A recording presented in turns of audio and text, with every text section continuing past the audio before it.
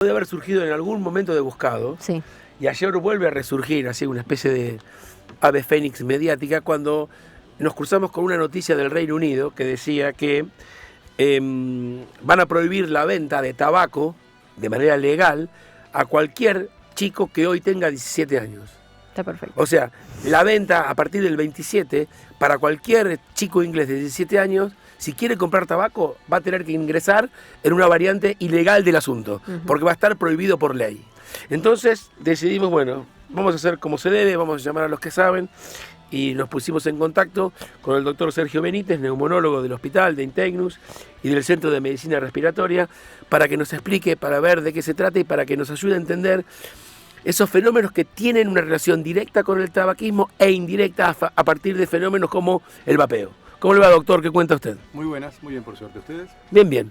Bien. Bueno, el tema está un poco planteado. Digo, ¿discutir de tabaquismo es ser de modé o conviene discutir de tabaquismo? No, conviene discutir de tabaquismo. El tabaquismo es o sea, el uso de tabaco en distintas formas es un hot topic. Está todo el tiempo, viste, en agenda de todos lados, en todas las sociedades científicas, está en agenda de todos los médicos. Y además no olvidar que el tabaco es la principal causa de cáncer de pulmón y que el cáncer de pulmón es la principal causa de muerte por cáncer a nivel mundial, por ejemplo. Así que, bueno, nuestra población, por ejemplo, en Bariloche, nuestra población, en estudios que llevó adelante hace unos años, tiene una prevalencia de POC, de enfermedad pulmonar obstructiva crónica, del orden del 12% de la población adulta, más o menos. Y eso es producido prácticamente en su totalidad por el uso de tabaco. Así que no, es algo de actualidad. Y hoy se considera que hoy se fuma menos, se fuma más, porque también hay mucha gente que ha virado a lo que también es nuevo, que sería el vapeador. Claro. Sí, la verdad que la situación es interesantísima, como ha ido variando. Le hago una pregunta, antes que responda Dale. digo, ¿vapear y fumar son sinónimos? No es lo mismo. Son formas de uso. A ver, vamos a resumirlo de alguna manera. Cuando vos fumás, combustionás al tabaco y aspirás ese humo. Ese tabaco ha ido evolucionando a lo largo de los años. No es el mismo tabaco el que fumás ahora que el que fumás hace 10 años, hace 15, hace 30. No fumaban en la década del 50 el mismo tabaco que fumamos nosotros. Cuando se liberaron los documentos privados de las tabacaleras, nos dimos cuenta que existía lo que se llamaba la nicotina de liberación rápida.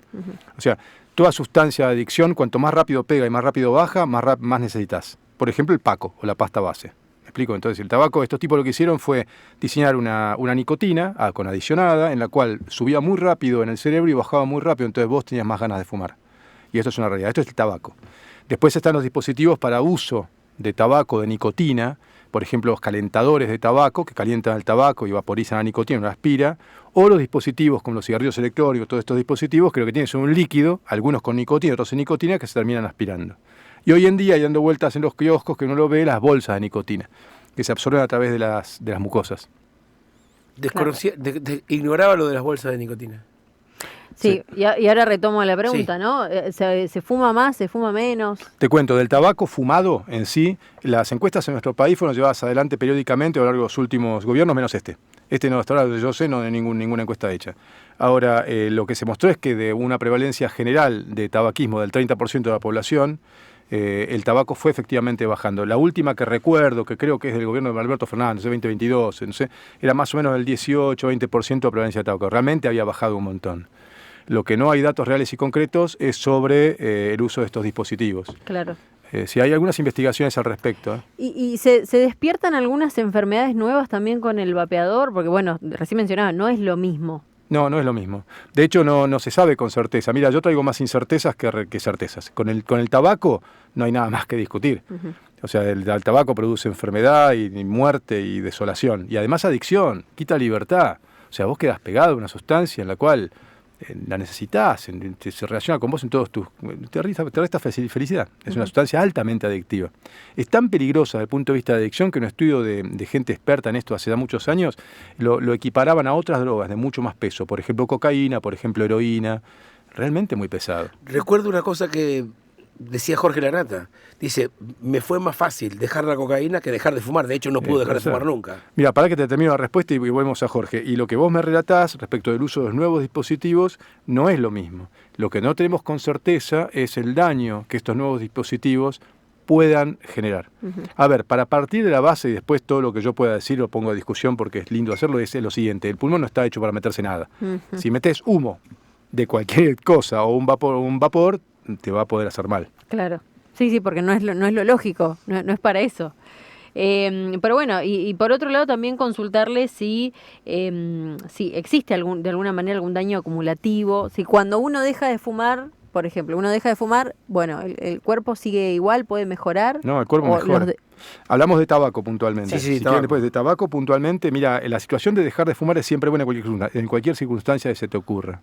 Estudios, por ejemplo, realizados en sujetos con cáncer terminal, que voy a decir es una sobrevida de 3 a 6 meses, y se dividen los grupos. En el que dejó de fumar, el que no dejó, al que dejó de fumar le fue mejor. Tiene mejor reacción a los medicamentos, pero además tiene mejor calidad de vida. El sujeto se siente mejor, se siente más animado. Te estás intoxicando todo el tiempo. Por ejemplo, en intoxicaciones graves, crónicas con tabaco, una de las cosas que sucede es la pérdida absoluta de la masa muscular. No sé si alguna vez han visto pacientes muy fumadores, muy flaquitos. Bueno, eso se debe a la intoxicación crónica por tabaco. Cuando vos dejás de fumar te sentís mejor. Siempre es una buena idea dejar de fumar. Doctor Benítez, sigamos con esta hipótesis. Supongamos que alguien deja de fumar hoy, una persona que fuma un atado de cigarrillos por día. Digo, ¿cuáles son las ventajas que va a encontrar dentro de 15 días, dentro de un mes, dentro de 6 meses? ¿Qué ventajas va a experimentar él en primera persona? Mira, él va a experimentar, en principio va a notar un displacer. Dejar una sustancia no es fácil, y menos la nicotina, lo vas a recibir lo que decía la nata, que la cocaína, bueno, habrá que ver eso, ¿no? Para discutirlo, pero la verdad es que lo primero que sentís no te sentís bien, estás soltando una adicción.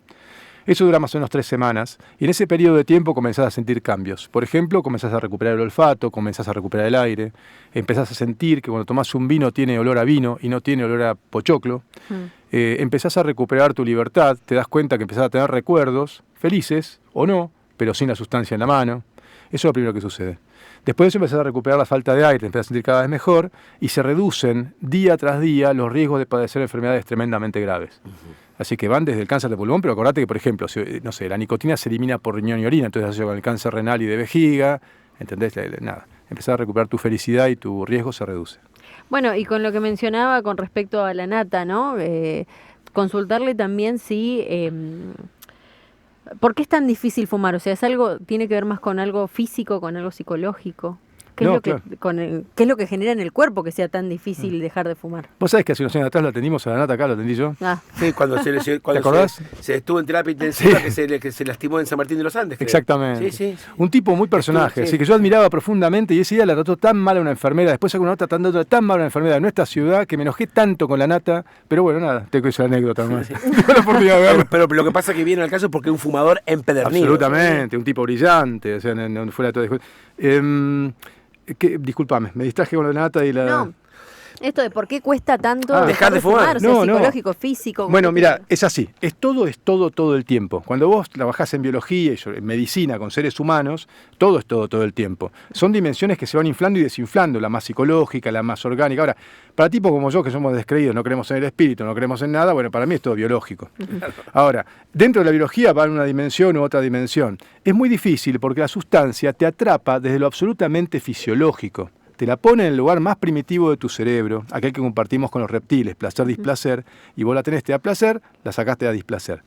Atraviesa capa de neuronas y entonces se representa de otra manera, como un compañero, como un juego, como un placer, como, no sé, como una costumbre.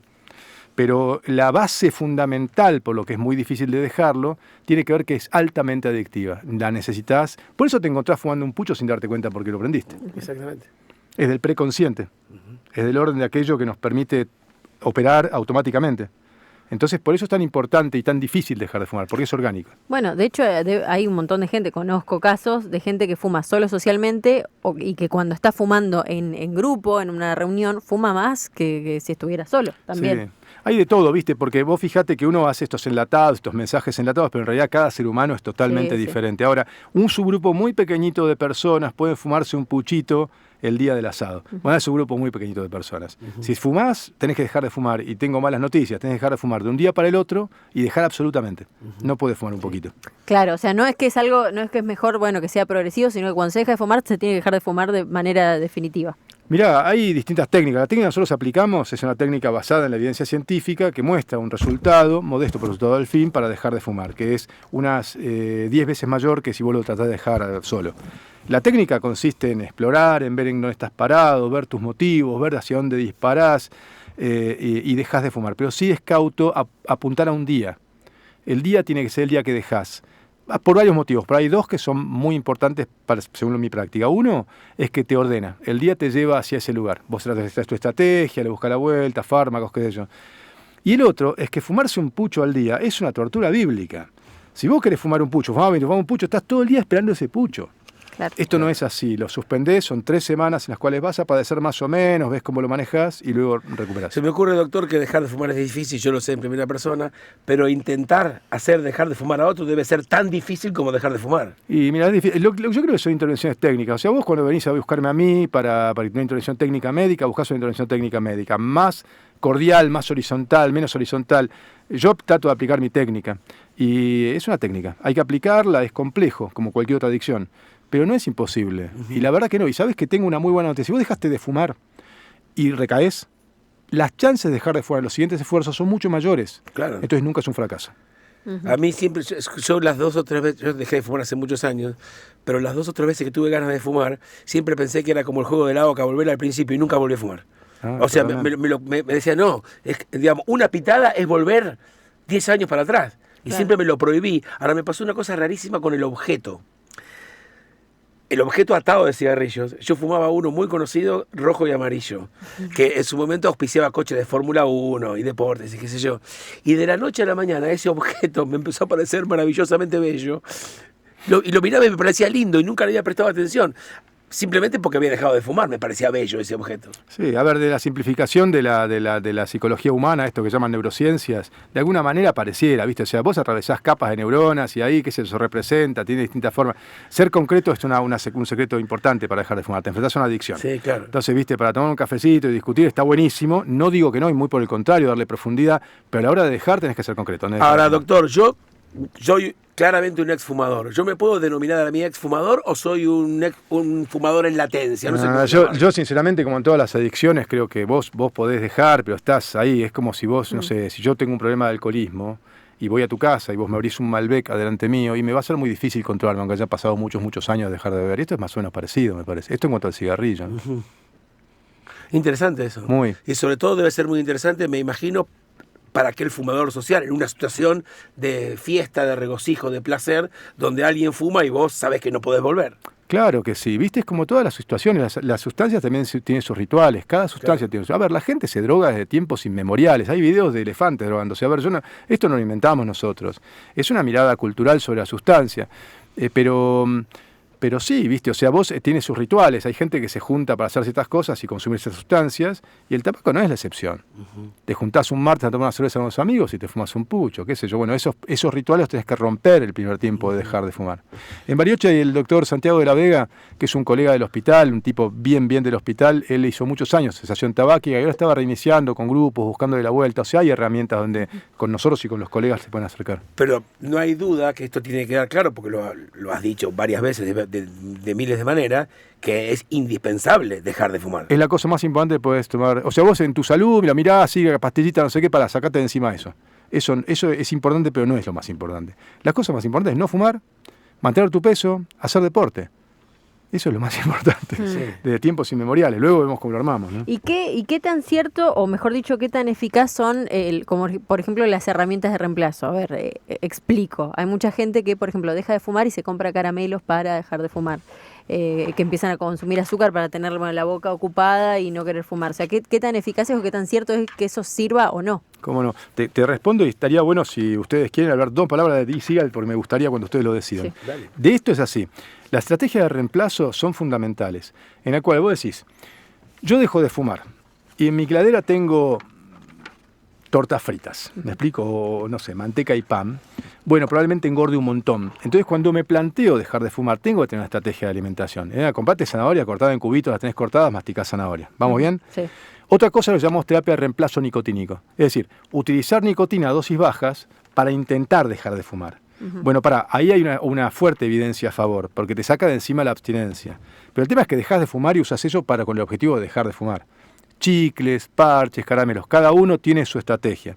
El hospital público, con las técnicas de que hacen espirometrías, nosotros tenemos una estrategia diseñada como nosotros en Bariloche, en las cuales ellas hacen la pesquisa, dan lo que se llama el consejo breve, que es esto que estoy diciendo, la cosa más importante que puede hacer el profesor es dejar de fumar. Eso tiene una eficacia real en la población y ofrecen un folleto Y además el consejo de la terapia de reemplazo nicotínico, que es de venta libre en las farmacias. Aquellos pacientes que no pueden, bueno, después con las limitaciones que tenemos hoy en salud, ¿no es cierto? Pero se acerca y los puedo ver yo y vamos buscando de la vuelta. ¿Me explico? Bien. Sí, perfecto.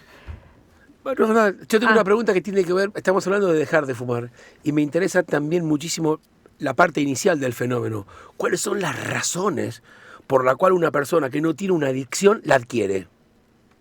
Por ejemplo, fumar. Eso no lo sé, pero puedo tener algunas... No lo sé, pero tengo ciertas sospechas simplemente de mi práctica. Cuando vos introducís una sustancia en una población, si vos tenés una sustancia en una población de nicho, probablemente la gente que quede adicta, casi por un rasgo genético, te digo, y epigenético luego, es muy baja. ¿Me entendés? Por ejemplo, no sé, si hay un grupo que consume cocaína y, no sé, consume el 30% y, bueno, menos del 5% quedan adictos. Cuando vos introducís en la población general, tenés que tener mucho cuidado, porque vos empezás a seleccionar genomas, fenotipos, que son con alta potencialidad adictiva, la nicotina, por ejemplo. Lo vimos en COVID, salvo la distancia. Mira, la patología es banal, la patología es un resfrío, pero cuando lo introduciste masivamente en la población, pudiste reclutar a aquellas personas que iban a morir. Son millones las que hubieran muerto, no sé si me explico. Sí, claramente. Esto es similar, entonces hay que tener mucho cuidado cuando el sistema capitalista toma a la sustancia, la utiliza en una mercancía. Por ejemplo, antes de la revolución, a principios del siglo XX, no existía la máquina de hacer cigarrillos. La gente se fumaba a fumar, el tabaco. Cuando se creó la máquina de hacer cigarrillos, entonces se introdujo masivamente en la población, en la mitad, en los hombres. Después fueron las mujeres. Esa introducción masiva a través de la publicidad, esa introducción, fue la que mató a miles de millones de personas. Entonces uno se pregunta, ¿es el tabaco la sustancia nada más? ¿O es el sistema que fomenta su introducción masiva para que algunos ganen un montón de dinero?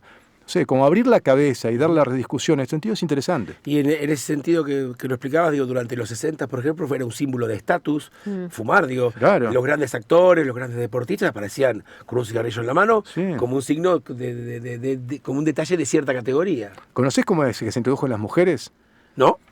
Un día le dijeron, ¿viste? Es como en la historia de McDonald's cuando le dijeron tenemos que, no sé, aumentar las ganancias. El tipo dijo, ¿sabes qué? En las cajas ofrezcan un combo. ¿No querés un poquito más grande la cajita? Bueno, eso es un negocio mega millonario. Los publicistas no sabían qué hacer. Ni un publicista se pueden encontrar ustedes, es increíble, están las entrevistas en la televisión. El tipo dice, tenemos que duplicar, vemos la mitad de la población, le estamos brindando la mitad de lo que podemos vender. ¿Cómo lo metemos en las mujeres?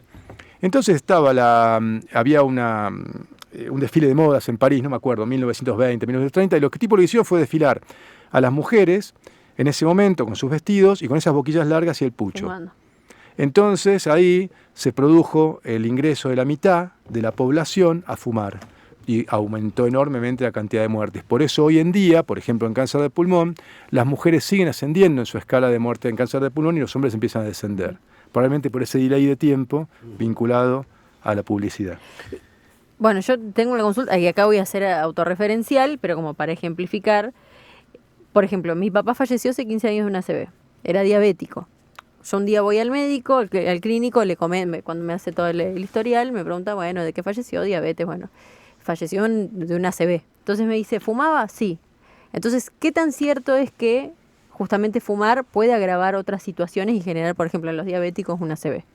No, es absolutamente cierto. El fumar agrava cualquier situación que se te ocurra clínica, cualquiera, cualquiera. Como te decía antes, lo más dramático, las enfermedades vasculares son una causa de muerte de enfermedad transmisible muy, muy alta en las poblaciones occidentales y se asocian, pero total y absolutamente con el hecho de fumar. Doctor, si bien es un hábito transversal, le pregunto, ¿hay alguna relación, no sé si inversa o directamente proporcional, entre el nivel cultural y educativo y el hábito de fumar? Sí, cuanto menos plata tenés, más pobre sos y más jorobado estás en nuestras poblaciones, más enfermo estás, más fumás. Más usás drogas de peor calidad. El tabaco no es la excepción. O sea, eso está estudiado, está comprobado. Sí, claro. Sí, claro. Incluso, viste, si vos sos más pobre, estás más jorobado. Y eso no es la excepción. Incluso para hábitos como uno puede, fáciles porque el cigarrillo está en un kiosco. Por supuesto. Y además fumás de peor calidad, fumás en peores situaciones, estás más jodido, no accedes al sistema de salud como accedes si sos clase media o clase elevada. Vamos, la pobreza asocia, el tabaco tiene esa dimensión. No soy yo el que te puede dar una respuesta acabada de esto, pero no cabe ninguna duda. No cabe ninguna duda. ¿Y en qué medida, por ejemplo, como hablamos al comienzo, que yo hice mención, que no se pueda hacer publicidad en grandes premios de Fórmula 1, deportivos o en la calle, ayuda al fenómeno de dejar de fumar. ¿Ha tenido alguna incidencia o no? Sí. La prohibición respecto de la publicidad y todo tiene una gran incidencia. De hecho, uno se pregunta por qué estos publicistas están todos presos, porque están publicitando ahí, la verdad, ¿viste? Ahora, tiene una gran importancia el hecho de prohibir las publicidades, de minimizarlas. Pero, por ejemplo, mira, yo te doy un ejemplo, 2 palabras de e-cigarette. E-cigarette, todos estos dispositivos de cosas están prohibidos en Argentina, como en el 2011, una cosa así, ANMAT los prohíbe. Entonces, ahora salió hace poquito, la provincia de Río Negro iba a sacar una ley de no sé qué sé yo, la verdad, bueno, buenísimo, qué sé yo, bienvenida, pero no aporta demasiado lo que está publicado. Entonces yo dije, está prohibido, el Ministerio de Salud de Nación tiene un 0800 al cual llamás y podés denunciar estos casos. El Congreso Argentino de Medicina Respiratoria el año pasado tuvimos una discusión muy interesante con la gente de tabaco, después se planteó y dije, no, llamen al 0800, perfecto, entonces hice un reglamento en nuestra ciudad. Salí por la Mitre, me bajé del consultorio y me fui a ver, el tipo que me vende cafecito, miro, vende e-cigarette. Digo, ¿qué te vendí cigarette? Entonces hice un reglamento de unos 50, 60 kioscos, de los cuales el 95% venden cigarrillos publicidad en la calle. Esos se los venden a los pibes, porque los que más fuman son los adolescentes. A los 2 kioscos que tengo al lado, le digo, ¿por qué le vendes a los chicos esto? Se ofendieron. Le digo, bueno, mira, yo voy a hacer una denuncia de esto, porque esto está prohibido. Fantástico, fantástico. Entonces hice una denuncia. Hice la denuncia al Ministerio de Salud. El Ministerio de Salud me dijo, no podemos hacer nada, depende de provincia. Me mandaron al representante de provincia, a quien conozco, me conecté con él, nunca me contestó. Y finalmente me dicen, ¿por qué no haces una denuncia ante la defensa del consumidor? En resumen, se encuentra prohibido, no se puede publicitar, se vende en todos los kioscos, se vende a todos los pibes y yo perdí el lugar donde tomaba café habitualmente en la puerta de mi consultorio. Claro. ¿Me explico? O sea, Sí. es interesante el no quedar en la palabra. ¿Qué vamos a hacer con esta problemática? De verdad, ¿qué vamos a hacer con esta problemática? El famoso nadie hace nada. ¿Qué vamos a hacer con esta problemática? A ver, que está desarmado, hay un tipo que está encargado de la problemática de salud respiratoria en Río Negro. ¿Por qué no se comunica con nosotros y vamos para adelante? Somos la principal ciudad de la provincia de Río Negro. Somos un ejemplo para la provincia de Río Negro. ¿Cómo puede ser que no podamos llevar adelante estas cosas si vos y yo vemos vendiendo los pibes, a la gente en el coso? Y otra problemática con los adolescentes es que financian su adicción con adicción. Por ejemplo, ellos están vendiendo los vaporizadores en las escuelas con el fin de comprar vaporizadores y hacer un mango. Esta cosa por abajo, es interesante observar cómo la prohibición de la publicidad y que yo termina siendo una mentira, no sé hasta dónde previene algo. Bueno, tenemos que profundizar este debate, me parece.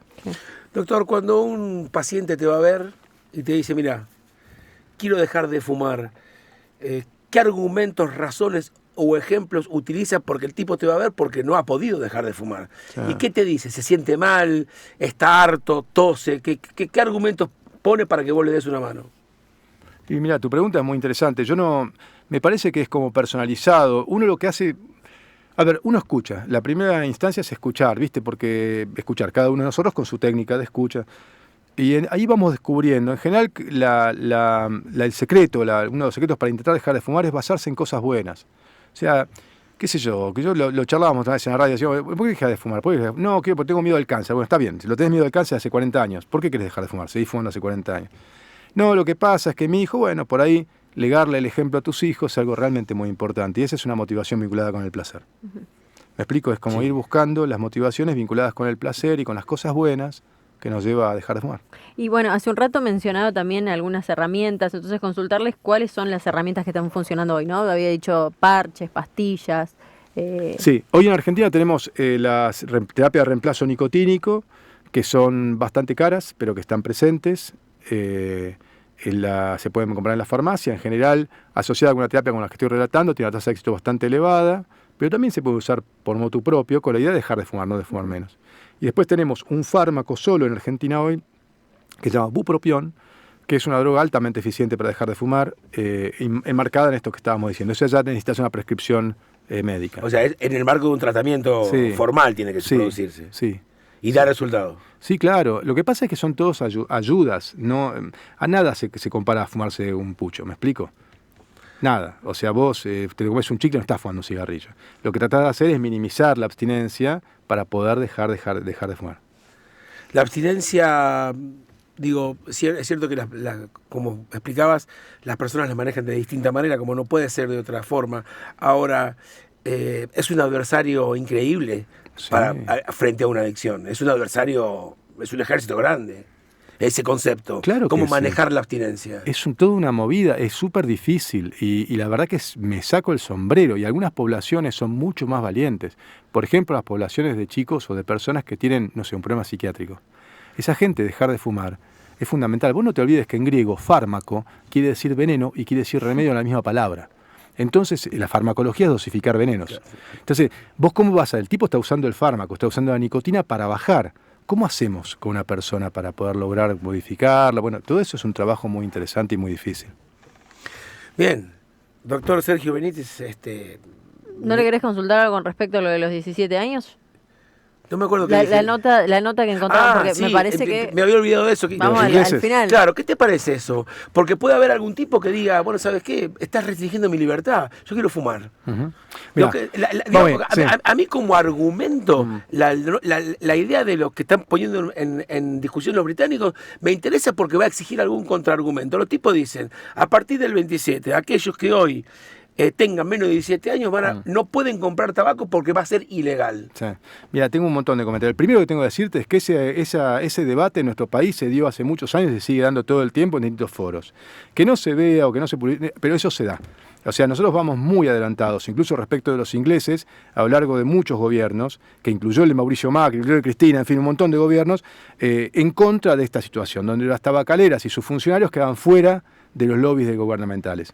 Vamos mucho más adelante de los ingleses, que aprobaron incluso el e-cigarette para dejar de fumar, con cierta evidencia flu que podremos discutir. La segunda cosa que te digo es esta: los productos de calentamiento de nicotina y todos son peligrosos. Si producen daño o no producen daño, tenemos que discutirlo y podemos discutirlo, pero hay que tener cuidado. Yo sugiero dejar por fuera del cerebro la nicotina, realmente sugiero hacerlo, más allá de cualquier dispositivo que uses. La tercera cosa es una medida de salud pública. Vos establecés una medida de salud pública. Lo que el sujeto haga en su vida privada, por lo menos para nuestra Constitución, forma parte de su vida privada si no afecta a terceros. Acá estamos hablando de todas maneras de menores, de cerebros en formación, de que no sé qué puede pasar ahí. ¿Me explico? O sea, porque ¿cuál es la sustancia de introducción? Por ejemplo, el tipo termina tomando cocaína. ¿Con qué se introdujo a la cocaína? ¿Con la marihuana? ¿Con el alcohol? ¿O con el pucho a los 12 años fumándose 20 cigarrillos? ¿Qué es lo que modifica el cerebro? ¿Qué es lo que detona nuestra adictividad? Eso no se sabe con certeza. Entonces, en este sentido, como política de salud pública, me parece fantástico. Como política real, concreta, de que esto va a tener efecto, no estoy seguro. Acabo de relatar lo que pasa en Río Negro, en Argentina, con el e-cigarette. En todo caso, producirá una discusión. Pero por supuesto, ¿verdad? La libertad individual se termina, o sea, vos si tenés un problema de salud, te ofrezco lo mejor, luego en tu casa, vos querés hacer dentro puertas adentro lo que quieras hacer, creo que ninguno de nosotros, como dice la Constitución, librado a Dios, sea lo que sea de eso, podemos hacer algo, no sé si me explico. Y doctor, la última de mi parte, por ejemplo, si hay algún vecino del otro lado que está escuchando y dice, bueno, yo hoy quiero dejar de fumar, ¿qué tengo que hacer? ¿A dónde tengo que ir? ¿Con quién? Sí, mira, si él quiere dejar de fumar puede consultar a cualquiera de los colegas de sus médicos de cabecera, a los médicos de atención primaria del hospital los puede por supuesto consultar. Les hablo a la población de nuestra ciudad, que es la mitad de la población, que es la más pobre, que es la que más difícil a veces le cuesta acceder. Están a su disposición, pueden acceder con nosotros al hospital, por supuesto, a vernos con los turnos y con las dificultades que hay. Y por supuesto al resto de la población, sus coberturas médicas, cualquiera de los colegas debería estar capacitado para poder asistirlo. O asistirlo, o en todo caso, orientarlo. Derivarlo y orientarlo. Correcto. Doctor Sergio Benítez ha sido un neumonólogo, nuestro neumonólogo de cabecera. Sí. Ha sido un enorme placer hablar con usted. Usted trabaja en el hospital, usted trabaja en Integnus y en el Centro de Medicina Respiratoria.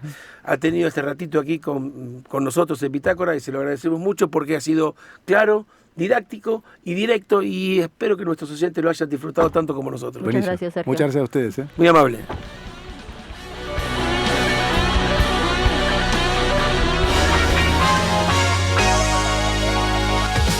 Radio 6 te acompaña con el trabajo profesional de siempre a lo largo de la jornada, con el aporte y la compañía de su comunidad de oyentes. Desde siempre, la referencia para informar todo aquello que nos sucede.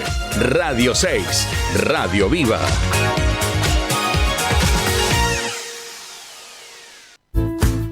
Los mejores precios, encontralos en El Todo. Con 25% de descuento en cerveza Schneider.